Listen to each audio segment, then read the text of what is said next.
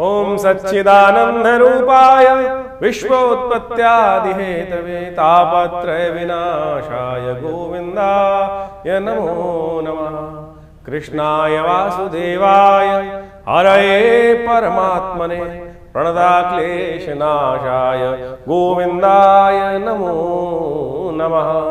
नमस्कार, स्वागत है आपका आचार्य वाणी में। मैं आचार्य डॉक्टर विक्रमादित्य आपके साथ हूँ। आज का विषय है मिथुन राशि वालों के लिए ग्रहों का परिवर्तन का योग क्या रहेगा इस अगस्त के मध्यकाल में। यदि मिथुन राशि के दृष्टिकोण से देखा जाए तो सबसे बड़ा परिवर्तन आपकी राशि में ही होने का योग बन रहा है, क्योंकि बुध पहले तो अस्त चल रहे थे, अभी कुछ दिन पहले उदय हुए हैं और अब मार्गी होने भी जा रहे हैं। ये मार्गी होंगे तो आपके लिए शुक्र के साथ विराजमान होने का योग बनाएंगे इसी अगस्त में, जो आपकी राशि के दृष्टिकोण से देखें तो बड़ा महत्वपूर्ण योग बनाते दिखाई देंगे। और ये आपके लिए कई मामलों में बहुत ज़बरदस्त महालक्ष्मी की कृपा प्राप्त करने का, एक नई उम्मीद को जगाने का योग लेकर आते दिखाई दे रहे हैं।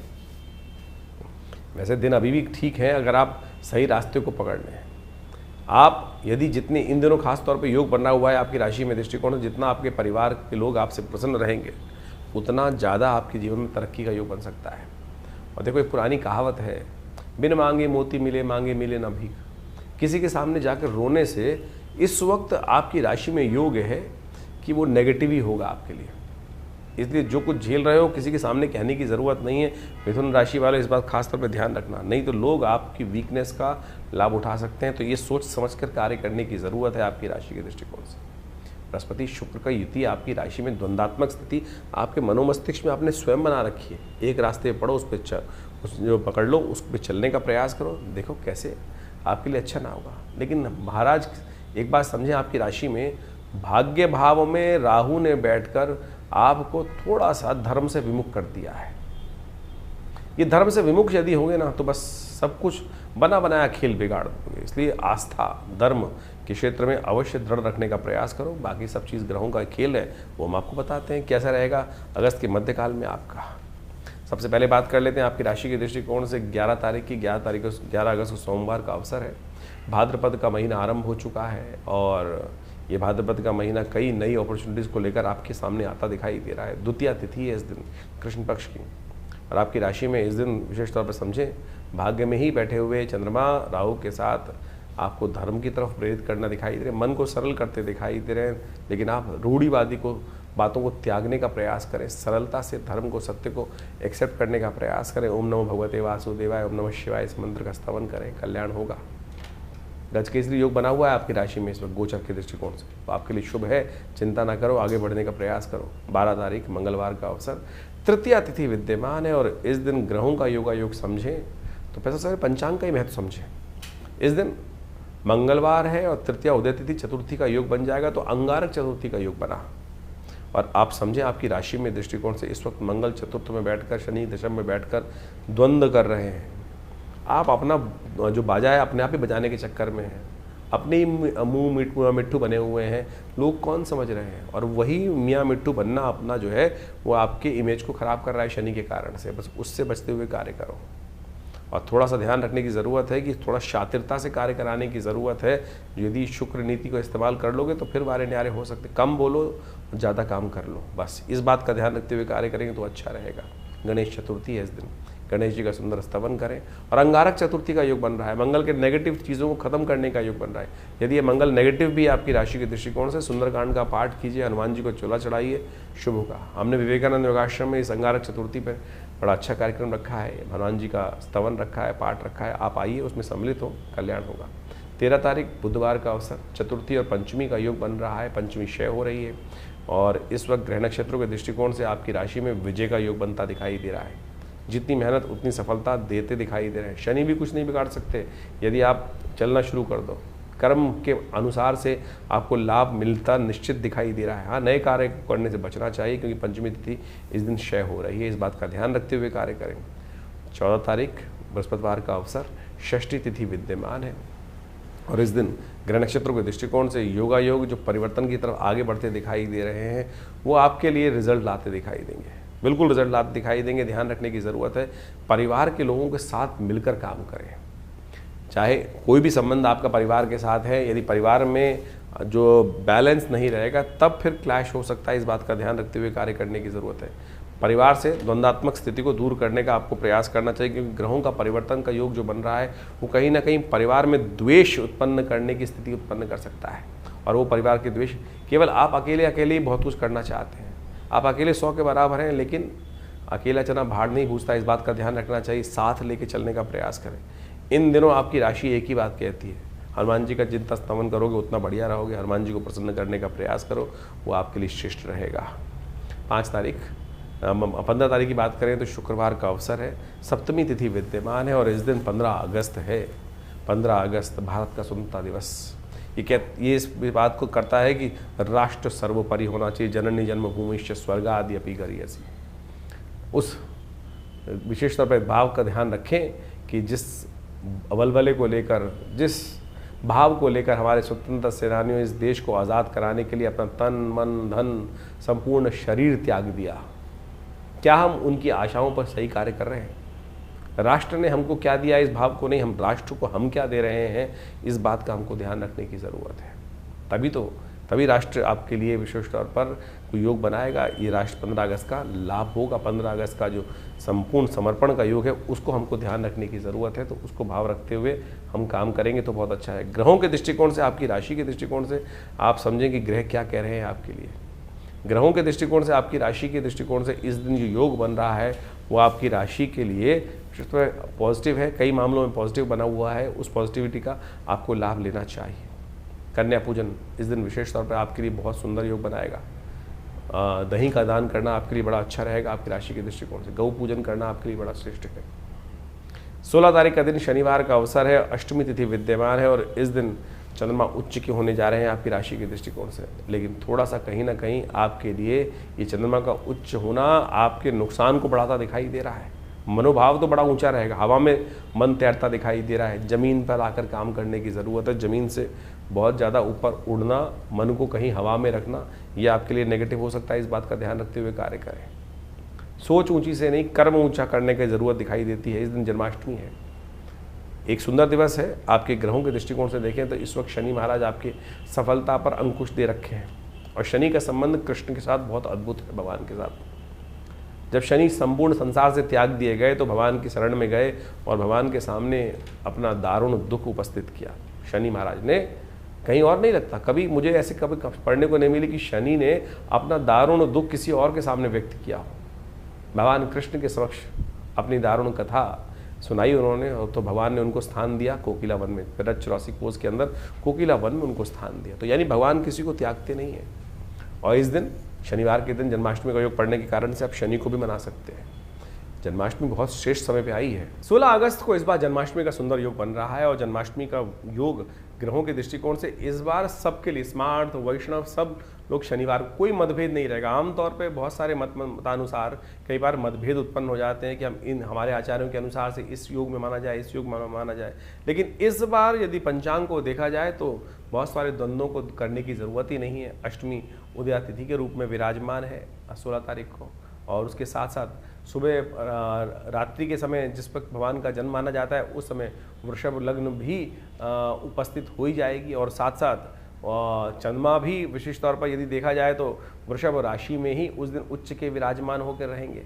और इसके साथ साथ एक बात और ग्रहों का योगायोग और भी बड़ा सुंदर ये बन रहा है कि रोहिणी नक्षत्र वो भी रात्रि के अंतिम पहर में जाकर भोर काल से पहले पहले उपस्थित होने के योग बना लेगा। दिल्ली के पंचांग के अनुसार से देखें तो बहुत सारे ग्रहों का योगायोग इसी प्रकार से बन रहा है। तो क्या स्मार्ट, क्या वैष्णव, क्या संप्रदाय, समस्त लोगों के लिए ये सुंदर तिथि है। भगवान सुंदर का अभिषेक करें, भगवान का विशेष तौर पर पूजन करें। ओम नमो भगवते वासुदेवाय पुरुष सूक्त के द्वारा भगवान को सुंदर रूप से स्नान कराएं और उनका पूजन करें। षोडश विधि के अनुसार से षोडश जो हमारे पूजा पाठ के तरीके हैं उन सब के द्वारा सहस्रसी रेखा पुरुखा सहस्राक्ष सहस्रपात सभो में गंग सर्वात्मत्वा त्रोतिष्ठ, इसी के द्वारा भगवान का अभिषेक दूध से, दही से, समस्त पंचामृत से भगवान का अभिषेक कराकर भगवान को वस्त्रालंकृत करते हुए सुंदर रूप से भगवान का स्तवन करना। कहा जाता है कि आप कुछ और करें ना करें, कम से कम भगवान की जन्माष्टमी के अवसर पर भाद्रपद मास के कृष्ण पक्ष की अष्टमी के दिन अवश्य उपवास रखें। उपवास रख के भगवान का सुंदर रूप से संकीर्तन करें, पूजन करें, भगवान का अभिषेक करें, हरिनाम का संकीर्तन करें और केवल इसी से आपके अनेक जन्मों के कष्ट जो हैं वो कट जाते हैं। उपवास रखिए। उपवास का मतलब केवल भूख हड़ताल नहीं होता है। आजकल बहुत सारी समस्याएं क्या हो गई हैं, उपवास लोग करने की जहाँ बात की जाती है तो खाना पीना छोड़कर बैठ जाते हैं। उपवास का मतलब कतई भूख हड़ताल नहीं है। व्रत का मतलब कुछ और है। व्रत का मतलब तो विशेष तौर पर कुछ लोगों ने ऐसा बना दिया कि भैया आज भोजन नहीं करेंगे। मुझे वो बताइए, मैं सीधी तरह से, उपवास करनी बहुत अच्छी, व्रत करना एक बहुत बढ़िया सिद्धांत है, खाना भी ना खाएं तो ठीक है, विश्राम मिलना चाहिए। लेकिन एक बात, छोटी सी बात समझने की आवश्यकता है। आपका बच्चा यदि सुबह से लेकर शाम तक कोई बात कर रहा हो, आपको ये चाहिए, पिताजी ये चाहिए, माताजी ये चाहिए, और सुबह से लेकर दोपहर तक, रात तक खाना ना खाए, तो मुझे एक बात बताएं, क्या माता पिता प्रसन्न होंगे? या माता पिता विशेष तौर पर उनका खून नहीं चलेगा कि बच्चा खाना नहीं खा रहा है, और भगवान आपके माँ बाप प्रसन्नता से अपने जीवन यापन कर पाएंगे? नहीं कर पाएंगे। तो शास्त्र में कुछ भ्रांतियां उत्पन्न हो गई हैं, लोगों ने भूख हड़ताल को व्रत मान लिया है। व्रत का वास्तविक अर्थ जो है वो है उपवास।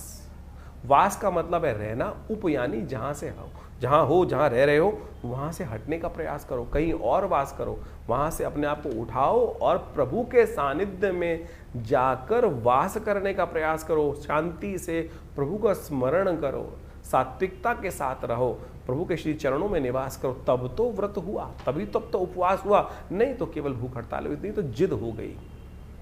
आपको खाली खाना ना खाना भी एक प्रकार से उपव्रत कहा जा सकता है, लेकिन कुछ कालांतर में ऐसी भ्रांति उत्पन्न हो गई है बहुत सारी चीज़ों ने कि भूख हड़ताल, पेट को कुछ नहीं देना, उसी को हम व्रत मान के बैठ गए हैं। लेकिन और उस दिन एक समझे कि जिस दिन खाना नहीं खाया, कुछ नहीं किया, उस दिन क्या होगा, और बाहर की चीज़ सब खा लेंगे, कुट्टू के आटे से लेकर पता नहीं क्या क्या, पकौड़ी, चाट पकौड़ी इत्यादि समस्त खाने की व्यवस्था बना लेंगे। तो फिर वो क्या हुआ, फिर तो वो कुछ और ही हो गया ना।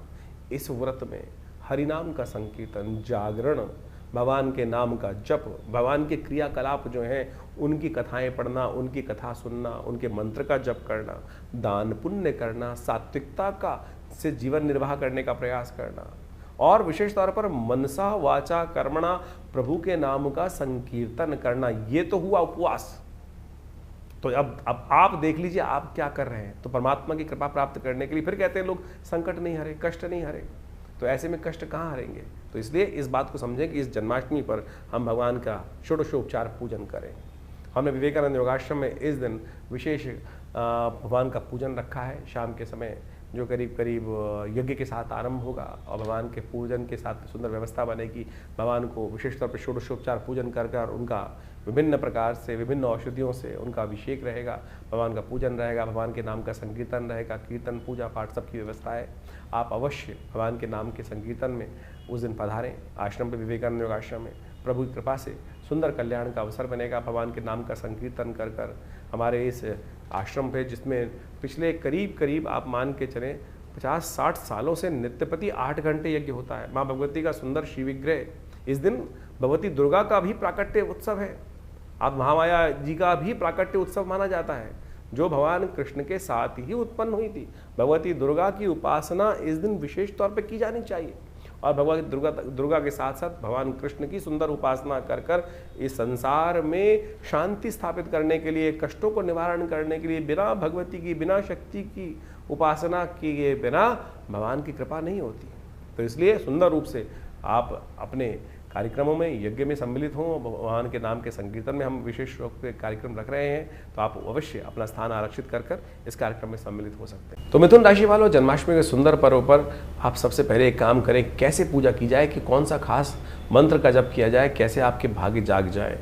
शनि जो आपके कई मामलों में रिजल्ट नहीं लाने दे रहे हैं, आपके लिए द्वंद्वात्मक स्थिति उत्पन्न कर रहे हैं, उनको भी ठीक करने का दे रहे हैं, क्योंकि शनिवार के दिन जयंती जन्माष्टमी पड़ रही है। सबसे पहले तो व्रत रखें, भगवान का स्तवन करें, उपवास करें, भगवान के मंत्र का जप, ओम नमो भगवते वासुदेवाय, इस मंत्र का जप कम से कम रुद्राक्ष की माला से अवश्य 108 बार तो अवश्य संकीर्तन करने का प्रयास करें। शाम के समय भगवान का अभिषेक करें। विशेष तौर पर आपकी राशि के दृष्टिकोण से तुलसी दल डालकर भगवान का चरणामृत, गंगा जल उपस्थित कर चंदन इत्यादि, कपूर इत्यादि लाकर भगवान का को जो है पंचामृत बनाया जाए, उस पंचामृत से भगवान को स्नान कराया जाए, और उसके बाद उस चरणामृत को ग्रहण करें तुलसी दल समेत। ओम कहा जाता है, अकाल मृत्युहरणम सर्वव्याधि विनाशनम विष्णु पादोत्कंपित्वा पुनर्जन्म न विद्यते। इस मंत्र के अक्षर अक्षर पर ध्यान एकाग्र करते हुए और हो सके तो विशेष तौर पर आपकी राशि के दृष्टिकोण से भगवान का एक बहुत सुंदर झूला बनाकर भगवान को तुलसी दल अर्पित अवश्य करें। आपकी तुलसी जो है आपकी राशि से बहुत श्रेष्ठ संबंध रख रही है। तुलसी दल भगवान को विराजे। भगवान के संबंध में तुलसी दल की कथा है बड़ी विचित्र। कहा जाता है कि भगवान एक बार तुलने के लिए कहा गया कि ऐश्वर्य के लिए संपूर्ण रानियों को एकत्र किया गया कि भगवान के बराबर सोने का दान करना है। संपूर्ण रानियां अपने समस्त आभूषण लेकर उपस्थित हुए। कहा जाता है कि पलड़ा जरा का टसका मस्त नहीं हुआ। तो कहा जाता है कि एक भगवान की पटरानी तुलसी के कुछ पत्र लेकर उस पर डाल देती है, पलड़ा तत्काल बराबर हो जाता है। तो यानी तुलसी की इतनी महिमा है। आपकी राशि के दृष्टिकोण से भगवान को तुलसी दल अर्पित कर कर उसके साथ प्रसाद के साथ पंजीरी के साथ पंजीरी भगवान को अर्पित करें। आपकी राशि के दृष्टिकोण से धनिये की बनी हुई पंजरी, आपकी राशि का संबंध जो है विशेष तौर पर धनिये की बनी हुई पंजरी, स्वास्थ्य संबंधी समस्या चल रही हो तो ये अर्पित करने का प्रयास करें। यह आपके कष्टों को भी निवारण करने का योग बनाएगी। और इसके साथ साथ विशेष तौर पर वो जो तुलसी दल भगवान को अर्पित करें वो आप उसको उठा के रख लीजिएगा और उसका एक ताबीज़ में डालकर मोरपंख के साथ अपने विशेष तौर पर स्थान में रख लीजिए। पुड़िया बना के अपने स्थान पर रख लीजिए, अपने पर्स में रख लीजिए। ये पूरे वर्ष तक शनि के तमाम जो नेगेटिव प्रभाव है उनको भी ठीक करेगा और आपके कष्टों से भी निवृत्ति का योग देगा। ये सुंदर उपाय आप अवश्य करने का प्रयास कीजिए। आपकी राशि के दृष्टिकोण से बड़ा कष्टों को निवारण करने का योग बनता दिखाई देगा। 17 तारीख रविवार का अवसर, 9वीं तिथि विद्यमान है। इस दिन ग्रहों के दृष्टिकोण से समझे संक्रांति भी पड़ रही है, गोगा नवमी पड़ रही है और ये संक्रांति जो है वो संपूर्ण कष्टों को हरने वाले योग बनाएगी। ऐसे में विशेष तौर पर भगवान का सुंदर स्तवन करें। सिंह राशि में सूर्य प्रवेश करते दिखाएंगे। आपकी राशि के दृष्टिकोण से देखें तो ये पराक्रम को बढ़ाने के योग बनाएंगे। और ऐसे में आपकी राशि के दृष्टिकोण से ये सूर्य का परिवर्तन कई प्रकार से आपके लिए कल्याणकारी योग बनाता दिखाई। 1 महीने तक सूर्य यहाँ रहने वाले हैं, पराक्रम को अद्भुत रूप से बढ़ाने वाले हैं। सूर्य केतु के साथ विराजमान होकर आपकी राशि के दृष्टिकोण से बड़ा अच्छा योग आपके लिए बनाते दिखाई दे रहे हैं। ये आपके लिए खासतौर पर कोई नया कीर्ति का योग बना सकते हैं। कीर्ति प्राप्त करने के लिए अच्छा योग आपकी राशि के दृष्टिकोण से पराक्रम में कोताही नहीं बरतनी है। कई बार क्या होता है कि हम लगातार काम कर रहे होते हैं, शनि महाराज आपकी राशि में इस वक्त ऐसी स्थिति में चल रहे हैं कि जो आपकी सफलता में अंकुश दे रहे हैं, लेकिन उसमें कई बार क्या होता है हम पराक्रम करना ही भूल जाते हैं। कई बार हार लगातार हो रही होती है तो पराक्रम, इस समय योग बन रहा, सूर्य महाराज परिवर्तन कर कर आपकी राशि में पराक्रम से विजय, पराक्रम से सफलता देने का योग बनाकर तैयार बैठे। तो नित्यपति भगवान सूर्य को अवश्य रोली से अर्घ देने का प्रयास करें। थोड़ा सा रोली डालकर जल में उससे भगवान को तांबे के लोटे से अवश्य अर्घ दें नित्यपति। और देखें सूर्य आपके लिए बहुत सुंदर योग बनाकर तैयार करने वाले हैं। बृहस्पति रविवार के दिन हृदय नाम का योग बनता है। जब संक्रांति का योग बनता है तो अवश्य इसका लाभ लें। और संक्रांति का पुण्य वैसे अगले दिन रहेगा क्योंकि रात को करीब करीब 2 बजे के आसपास सूर्य परिवर्तन की तरफ जा रहे हैं। तो ऐसे में अगले दिन सूर्य उठकर आपकी राशि के दृष्टिकोण से आपके लिए श्रेष्ठ रहेगा कि घी का दान करें, आप पंखे का दान करें, छाते का दान करें।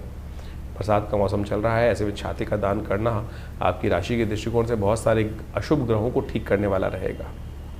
18 तारीख सोमवार का अवसर, 10वीं तिथि विद्यमान है और ग्रहों का परिवर्तन का योग तो समय बनता ही रहता है, लगातार बनता रहता है। ये परिवर्तन जो बनकर आ रहा है बृहस्पति के साथ चंद्रमा विराजमान होने जा रहे हैं, ये आपके बहुत सुंदर योग बनाएंगे, लाभ के योग बनाएंगे। बृहस्पति, शुक्र और चंद्रमा तीनों एक साथ विराजमान होकर आपकी राशि में संपूर्ण रूप से बड़ा शुभ का योग, लाभ का योग आपके लिए बनाकर तैयार हो रहे हैं। 3 परम शुभ ग्रह और ऐसे में ये योग जो बन रहा है आपकी राशि के दृष्टिकोण से लाभ स्थिति में ले जाता दिखाई देगा आपको।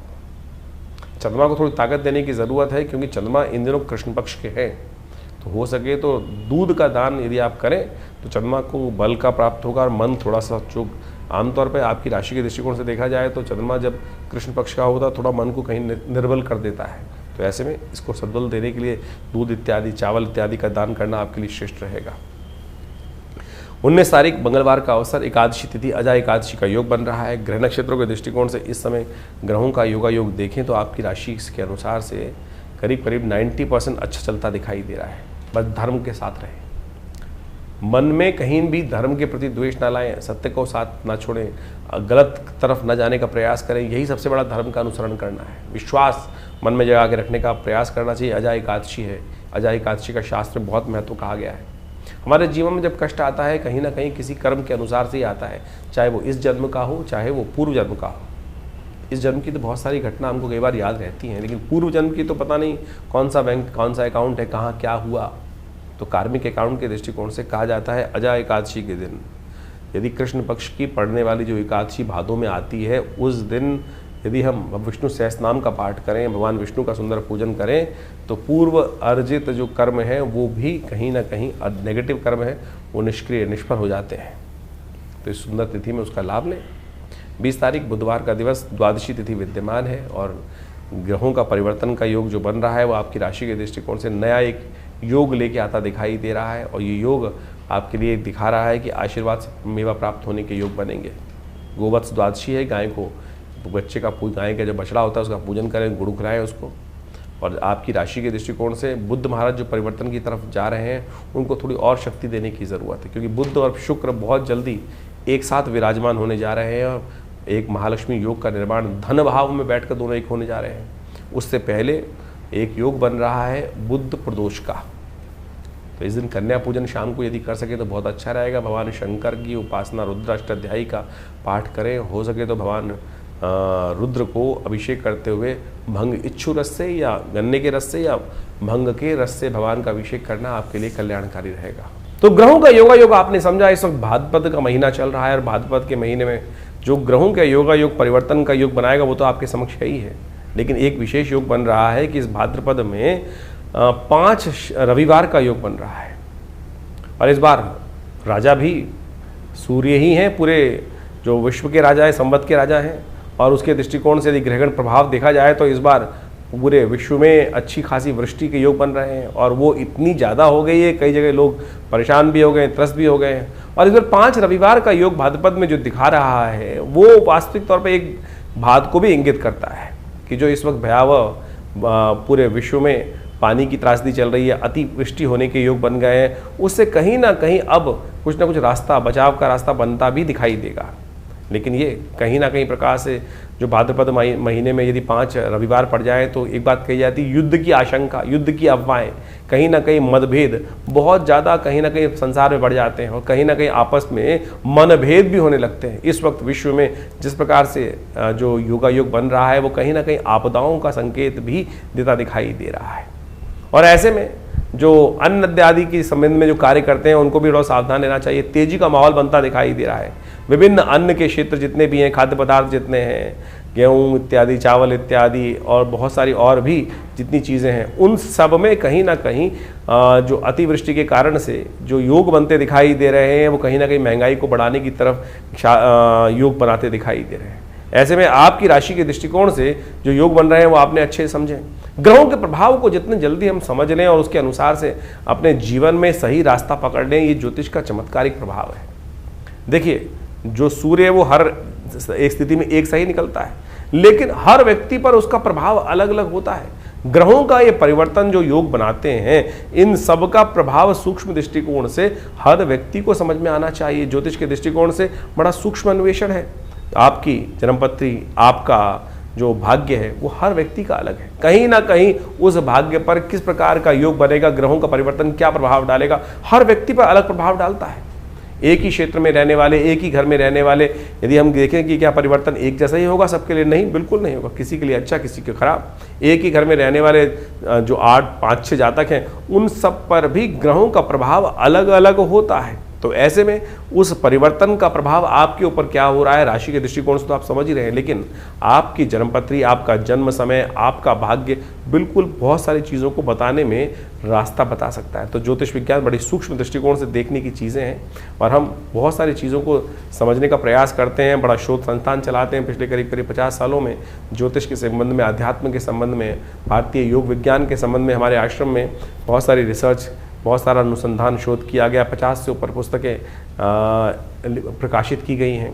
सदगुरु आचार्य श्री केशव देव जी के महाराज के सानिध्य में रहकर हमने बहुत सारे विभिन्न भारत की पराविद्याओं के ऊपर कार्य किया, चाहे वो मंत्र विज्ञान है, चाहे वो यज्ञ विज्ञान है, चाहे वो कर्मकांड है, योग की सहस्त्रों शाखाएं हैं और उन सब के ऊपर मुद्रा विज्ञान इत्यादि बहुत सारे अलग अलग विषयों के ऊपर बहुत सारा शोध अनुसंधान करके चीज़ों को समझने का हमने प्रयास किया। और आप समझें, ज्योतिष एक ऐसा विषय है कि जिसके द्वारा आप बहुत सारे कार्यों का निदान भी कर सकते हैं, डायग्नोज कर सकते हैं। बीमारियों के संबंध में भी आयुर्वेद के साथ साथ ज्योतिष को साथ साथ चलाया गया था। आज जो समाज में जो आयुर्वेद का या चिकित्सा विज्ञान का भाव है, वहाँ ज्योतिष के एक पार्ट को निग्लेक्ट कर दिया गया है। अरे ज्योतिष पूरी तरह से डायग्नोज पर ही है, आपके ग्रह बदले और वो कहीं ना कहीं कौन सा रोग उत्पन्न करेंगे, किस प्रकार से बीमारी का रास्ता बनाएंगे, ये भी ज्योतिष के अंदर बहुत अच्छे से, अगर समय खराब चल रहा है, किस प्रकार से कौन से मंत्र को जप कर कर, कौन सी मुद्रा का प्रयोग करके, कौन सी औषधि कब आपके लिए अच्छी अनुरूप रहेगी, कौन सी औषधि कब कार्य नहीं करेगी, ये भी ज्योतिष विज्ञान के माध्यम से आप बहुत अच्छे से समझ सकते हैं, कार्यों को कर सकते हैं। हमने इसके ऊपर बहुत अच्छे से चीज़ों को समझने का प्रयास किया। बहुत सारी चीज़ें हम समय समय पर आपके बहुत सारे अपने इन कार्यक्रमों के माध्यम से आपके समक्ष रखते भी आए हैं। तो आप ज्योतिष विज्ञान को सही रूप समझने का प्रयास करें। विडंबनाएं, बहुत सारी लोग आपके मन में ऐसे भाव डालने का प्रयास करेंगे कि सब कुछ भी सत्य नहीं है। अरे नहीं, एक एक चीज़ सत्य है, एक एक चीज़ का प्रभाव है। इसको आप समझें। हमारे ऋषि मुनियों ने हजारों लाखों पुस्तकें, लाखों अनुसंधान हमारे समक्ष उपस्थित किए हैं। हर ऋषि, करोड़ों ऋषि हुए आज तक हो चुके हैं, और उन सब ने अपने शोध हमारी भारतीय संस्कृति में जगह जगह बताए हैं, और लोग उसका प्रभाव देखते भी आए। और हमने खुद देखा, बहुत सारे महामृत्युंजय मंत्र इत्यादि बहुत सारे अनुष्ठान जो समय समय पर करते हैं, उनका प्रभाव बहुत प्रत्यक्ष रूप से होता है। चाहे वो जीवन के स्वास्थ्य संबंधी समस्याएं, चाहे वो जीवन की किसी भी पहलू से संबंधित समस्या है, उसका निदान करने के लिए विभिन्न मंत्रों के माध्यम से, विभिन्न उपायों के माध्यम से, चाहे वो रत्न है, चाहे वो विभिन्न उपाय हैं, चाहे वो दान है, चाहे वो पुण्य है, चाहे वो औषधि है, चाहे वो ध्यान है, इन सबको मार्ग अपना सकते हैं। और तो और मुद्राएं तो अपने आप में चमत्कारी प्रभाव दिखाती हैं। ये शरीर के जो विभिन्न भागों के द्वारा योग और विभिन्न मुद्राओं का उपयोग किया जाता है। जैसे किसी का बृहस्पति खराब है तो ये ज्ञान मुद्रा का नित्य प्रति अभ्यास करें, देखें, किसी और चीज़ की आवश्यकता ही नहीं पड़ेगी। शनि यदि खराब चल रहा है, शनि का दुष्प्रभाव बहुत ज़्यादा जीवन में हो रहा है, तो यदि नेगेटिव प्रभाव है तो इसको इस मुद्रा के द्वारा, शून्य मुद्रा का उपयोग करते हुए, शनि की मुद्रा का उपयोग करते हुए यदि मंत्र जप किया जाए, कुछ भी उसका नित्य प्रति इस मुद्रा का अभ्यास किया जाए, तो उससे भी बहुत ज़बरदस्त प्रकार से आपकी समस्याओं को ठीक करने में रास्ते मिलते हैं। तो ऐसे बहुत सारी चीज़ें हैं, बहुत सारे मार्ग हैं जिनको आप समझेंगे तो बहुत अच्छे से रास्ता बनता दिखाई देगा, कष्टों को निवारण करने का योग बनता दिखाई देगा। और इन सब चीज़ों को हमें अच्छे से समझ लेना चाहिए। बहुत सारे लोग, ये कहानियाँ नहीं है, पुराण इत्यादि में जो रहस्य बताए गए हैं वो कतई किसी प्रकार भी कहानियाँ नहीं है, लेकिन उनके पीछे उसका आदि भौतिक, आदि दैविक रहस्य छुपा हुआ है। उन रहस्यों को हमको समझना चाहिए। अभी सावन का महीना समाप्त हुआ, सावन में भगवान का जैसे रुद्राभिषेक करते हैं, रुद्राभिषेक करते हुए भगवान पर विभिन्न प्रकार से भगवान को स्नान कराया जाता है, कभी दूध से, कभी दही से, कभी भस्म से। भगवान के ऊपर बिलपत्र चढ़ाए जाते हैं, दूर्वा चढ़ाई जाती है, भंग चढ़ाई जाती है, और तो और वो आक के पत्ते चढ़ाए जाते हैं, धतूरे के पत्ते चढ़ाए जाते हैं। यदि इनको वैज्ञानिक तौर पे आप देखने का प्रयास करेंगे तो इन सब के माध्यम से आप समझे, घास को चढ़ाकर भगवान के ऊपर चढ़ाने का कारण क्या है? उसका मंत्र है कांडात कांडात प्रोहंती। भगवान के ऊपर चढ़ाते हुए इस मंत्र को कहा जाता है। औषध विज्ञान के अनुसार से आपके जो बहुत सारी बीमारी को ठीक करने के लिए, पेट संबंधी बीमारियों को ठीक करने के लिए ये बहुत दिव्य औषधि है। जो घास के ऊपर 3 जो अंकुर, दिरवा अंकुर होते हैं, कहा जाता है गणेश जी एक बार बीमार हो गए थे और ऋषियों ने 108 दूर्वा अंकुर अभिमंत्रित कर कर गणेश जी को दिए, उससे उनको स्वास्थ्य में लाभ प्राप्त हुआ। इसी प्रकार से विभिन्न जो चीज़ें हमारे क्रियाकलाप कर्मकांड के सिद्धांत से भारतीय संस्कृति में बताई गई हैं, पुराण इत्यादि में चीज़ों में बताए गए हैं, वो सब के सब क्रियाकलाप बहुत रहस्यपूर्ण है, परम वैज्ञानिक है। औषधीय दृष्टिकोण से भी उसको अच्छे से समझा जा सकता है। तो आप इन सब को समझें। हम समय समय पर आपकी राशि के दृष्टिकोण से बहुत सारी चीज़ें बताते हैं, लेकिन जन्मपत्री भी उसका बहुत विशद विषय है और वृहद विषय है। साथ साथ आपके हाथ की रेखाएं, मस्तिष्क की रेखाएं, और ये सब का सब शरीर की जो विभिन्न आकृति विज्ञान है, वो ज्योतिष के अनुसार, समुद्रशास्त्र के माध्यम से इन सब रहस्यों को अच्छे से समझकर हम जीवन में उत्थान की तरफ आगे चलें। और भारतीय संस्कृति परम बहुत सुंदर रूप से उपस्थित किए गए इन सब रहस्यों को, तो आप यदि इन सब चीज़ों को समझेंगे तो बहुत बढ़िया आपके लिए बहुत सारे विषयों को अच्छे से हम बताएंगे। आश्रम से द्वारा जो प्रकाशित पुस्तकें हैं वो आप हमारी वेबसाइट पे जाके देख सकते हैं। mudrasforhealing.com वेबसाइट है हमारी, आचार्य विक्रमादित्य.com वेबसाइट है हमारी, vivekanandnaturecure.com ये भी हमारे आश्रम की ही वेबसाइट है और यहाँ पर हमारे आश्रम की समस्त गतिविधियों को समय समय पर हम बताते रहते हैं। बहुत सारे विभिन्न कार्यक्रम आश्रम पर समय समय पर चलते रहते हैं और इन सब विषयों को आप अच्छे से समझकर और इन सब से आश्रम से जुड़ें। और स्वागत है आप सबका हमारे यहाँ जो नित्य प्रति कार्यक्रम होते ही हैं। रविवार को विशेष कार्यक्रम में, यज्ञ में आप सब लोग सम्मिलित हो सकते हैं। सुबह 8 बजे से लेकर करीब करीब 10 साढ़े 10 बजे तक भंडारे के साथ बड़ा यज्ञ और स्वाध्याय इत्यादि का कार्यक्रम चलता है हर रविवार को। और आप सब अपने विषयों को लेकर आश्रम पे उपस्थित होंगे तो हम अवश्य जो भी भगवान की कृपा से रास्ता बनेगा अवश्य आपके साथ बनाएंगे। जीवन में कल्याण का मार्ग प्रशस्त हो, आप सबको आशीर्वाद, कल्याण हो, भगवान का कृपा आपके साथ हमेशा बनी रहे।